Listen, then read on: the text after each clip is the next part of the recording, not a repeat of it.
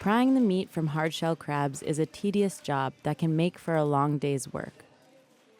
On Maryland's eastern shore, the task is becoming more difficult.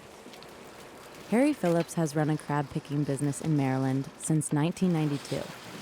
But this year, he doesn't have any pickers, and he's resorted to selling mainly bait fish. This place was closed down in 1986 due to lack of American crab pickers.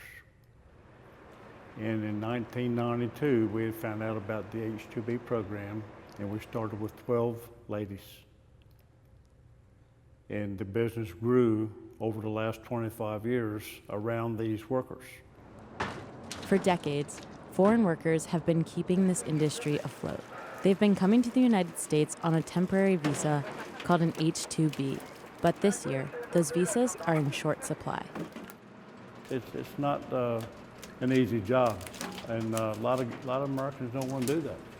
You know, we've had several people come here and work for a day or two or a week and never come back.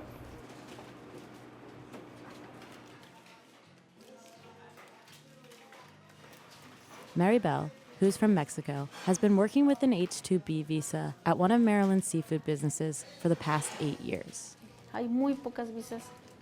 Y pues nosotros no venimos a quitarles el trabajo a los americanos. Nosotros venimos a hacer un trabajo difícil que ellos no quieren hacer.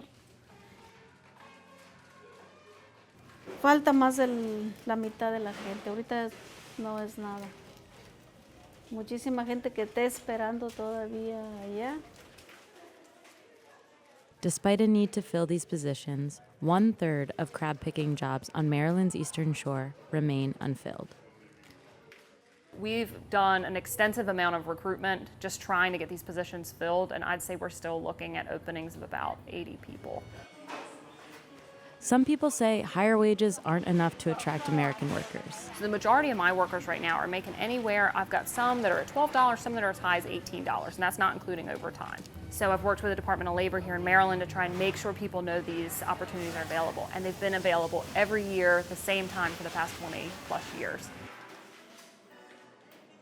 My bigger fear is that Maryland crab meat as a whole may lose some market share, and even domestic crab meat as a whole, because there's plenty of imported products that are coming in, and if we can't fix this labor issue, then there's a very real possibility they may not really be interested in domestic crab meat.